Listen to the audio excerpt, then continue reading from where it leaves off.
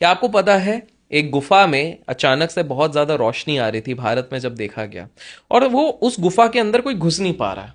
और बाद में जब महाभारत वेद व्यास जी की पढ़ी गई तो उससे पता है क्या पता चला कि एक समय पे कर्ण ने भी अपने जो कवच और कुंडल थे उसने त्याग कर एक गुफा में रखे थे, और ये वो गुफा आज भी है। अर्जुन की बात करते हैं। अर्जुन की जो मेंशनिंग है वेद व्यास जी के महाभारत में, कहीं पर भी क्लियर एज नहीं लिखी रहती, लेकिन एक इंटरप्रिटेशन बस एक जगह पर है जिसमें कि पता लगता है जब उनका एक कॉन्वर्जेशन होता है कि अर्जुन की उस समय पे एज 14 होगी। तो टेक्निकली जब वो महाभारत लड़ रहे थे, हम लोग काफी यंग दिखाते हैं, वो महाभारत में करीब 60s 70s के थे। But just imagine the kind of warriors they were. और अगर हम भीष्म पितामह की बात करें तो वो अबव 100 थे उस समय पे, लेकिन वो सब पे भारी पड़ रहे थे। करेक्ट। करेक्ट। अब आप बोलोगे कि भाई इतने पावरफुल कैसे हो रहे हैं, इतने पावरफुल कैसे हो रहे हैं? तो उसका एक छोटा एग्जांपल आज के टाइम पे दो। आप कभी जाके, आपने अभी हाल फिलहाल में एवरेस्ट की चढ़ाई करी थी। यस। उधर ना नेपाल के कुछ एक बहुत पावरफुल लोग होते हैं जो सबको गाइड करते हैं पहाड़ों पे, शेर शेरपास। पास। शेरपास।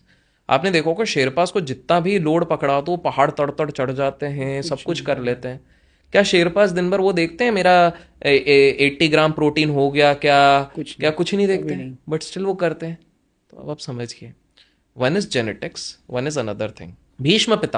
भीष्म पितामह ने आजीवन शादी ना करने की प्रतिज्ञा ली थी कि मैं नहीं करूंगा। उसके पीछे एक बहुत बड़ी स्टोरी है, ठीक है? तो टेक्निकली आज के समय पे उन्होंने क्या लिया हुआ था? उन्होंने लिया हुआ था क्या बोलते हैं उसका? ब्रह्मचारी। ब्रह्मचार्य, हाँ। तो टेक्निकली उन्होंने लिया था ब्रह्मचार्य, ठीक है?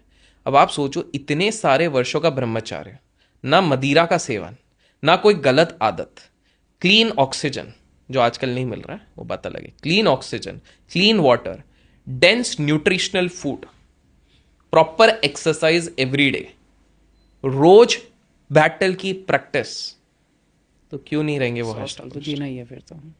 सो बेसिकली क्या रहता था कि उस समय पे खान पान ये सारी चीजें, हम लोगों के पास ऑप्शन ही, हम लॉन्जेविटी कम कर चुके हैं। करेक्ट। उनके पास स्क्रीन टाइम नहीं था, भीष्म पितामह स्क्रॉल नहीं करते थे। करेक्ट। पर आप लोग अगर करें तो लाइक कर लेना। तो आप ये चीज देखो कि उस समय पे, और ये तो स्वामी विवेकानंद जी भी कह चुके हैं, 12 वर्ष का अगर आपने ब्रह्मचार्य लिया और उसके साथ आपने डीप कंसंट्रेशन किया, आपने मेडिटेशन करा, तो आपके अंदर मिस्टिकल पावर्स आती हैं। करेक्ट। प्रॉब्लम ये है हम लोग नहीं कर पाएंगे आज के, हम जिस तरह, अब सोचो अगर हम 12 वर्ष तक ध्यान में ही कर ले तो घर के बिल कौन देगा यार? ये सारा घर के कमाई कौन करेगा? बच्चे को पढ़ाएगा कौन? बीवी को साड़ी कौन दिलाएगा? सिंपल सी बात है, बीवी हमारा ध्यान तोड़ देगी।